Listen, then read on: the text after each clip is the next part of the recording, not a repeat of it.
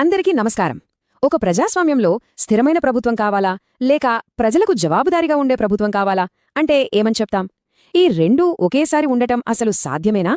ఈ చాలా పెద్ద ప్రశ్నకు మన భారత రాజ్యాంగం ఎలాంటి సమాధానం ఇచ్చిందో ఈరోజు మనం విశ్లేషిద్దాం.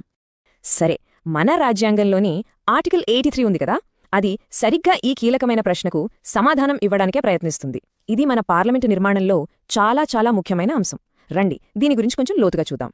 మన భారత పార్లమెంటును ఒకసారి రెండు వేర్వేరు గడియారాలుగా ఊహించుకుందాం. ఒకటి రాజ్యసభ. ఇది ఎప్పటికీ ఆగకుండా నిరంతరం నడుస్తూనే ఉండే గడియారం లాంటిది. ఇక రెండోది లోక్సభ. ఇది ఒక టైమర్ అన్నమాట. దీనికి ఒక కౌంట్ డౌన్ సెట్ చేసి ఉంటుంది. ఈ రెండూ కలిసే మన ప్రజాస్వామ్య వ్యవస్థను నడిపిస్తున్నాయి. సరే, ముందుగా మనం నిరంతరతకు గుర్తుగా ఉండే రాజ్యసభ గురించి మాట్లాడుకుందాం. అసలు దీనిని ఎప్పటికీ రద్దుకాని సభ అని ఎందుకంటారు? దీని నిర్మాణం మన దేశానికి ఎలాంటి స్థిరత్వాన్నిస్తుందో ఇప్పుడు చూద్దాం. రాజ్యసభ యొక్క మెయిన్ క్యారెక్టర్ ఏంటంటే ఇది ఒక శాశ్వత సభ. అంటే లోక్సభలాగా ఇది ఎప్పటికీ పూర్తిగా రద్దయిపోదు. దేశంలో ఎలాంటి పరిస్థితులొచ్చినా సరే చట్టాలు చేయడానికి, నిర్ణయాలు తీసుకోవడానికి ఎప్పుడూ ఒక సభ అందుబాటులో ఉంటుందన్నమాట. ఇదొక సేఫ్టీ నెట్ లాంటిది.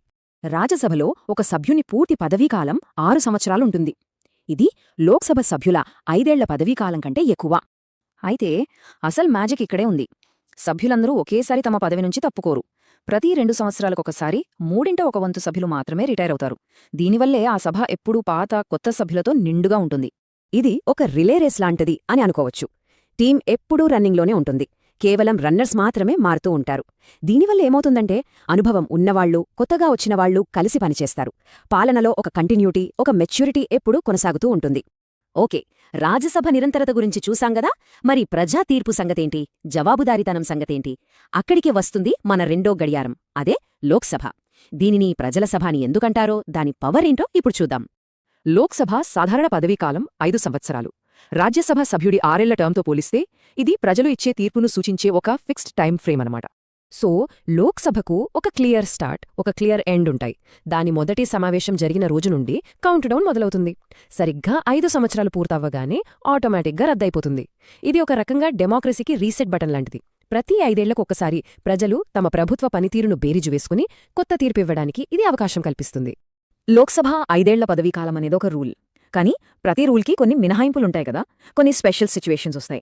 అలాంటి ఊహించని సవాళ్లను ఎదుర్కోవడానికి మన రాజ్యాంగంలో ఎలాంటి ఏర్పాట్లున్నాయో ఇప్పుడు చూద్దాం.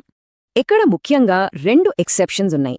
ఒకటి, ప్రభుత్వానికి మెజారిటీ కోల్పోయినప్పుడు లేదా రాజకీయ సంక్షోభం వచ్చినప్పుడు లోక్సభను 5 ఏళ్ల కంటే ముందే రద్దు చేసే అధికారం ఉంటుంది.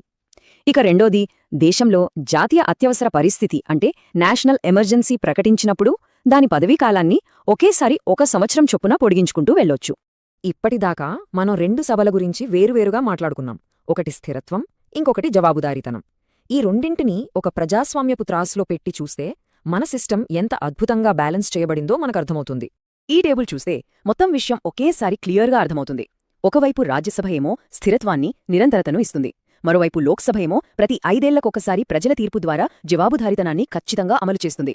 ఈ రెండింటి మధ్య ఉన్న బ్యాలెన్సే మన ప్రజాస్వామ్య వ్యవస్థకు అసలైన బలం. చూడండి, ఈ ఒక్క వాక్యము మనం ఎప్పటిదాకా మాట్లాడుకున్నదంతటినీ ఎంత పర్ఫెక్ట్గా చెప్తుందో. ఇది స్థిరత్వానికి, మార్పుకు మధ్య కట్టిన ఒక అద్భుతమైన వంతెన లాంటిది. మన రాజ్యాంగ నిర్మాతలు ఎంత ముందుచూపుతో ఆలోచించారో దీన్ని బట్టి అర్థమవుతుంది. ముగించే ముందు ఒక ప్రశ్నతో ముగిద్దాం. ఈ రోజుల్లో ఒక ఆధునిక ప్రజాస్వామ్యానికి ఏది ఎక్కువ అవసరం? ఎప్పుడూ ఉండే స్థిరత్వమా, లేక ఎప్పటికప్పుడు జవాబుదారీతనం కోరే మార్పునా? ఈ రెండింటి మధ్య సరియైన బ్యాలెన్స్ ఎక్కడ ఉంటుంది? ఈ ప్రశ్న గురించి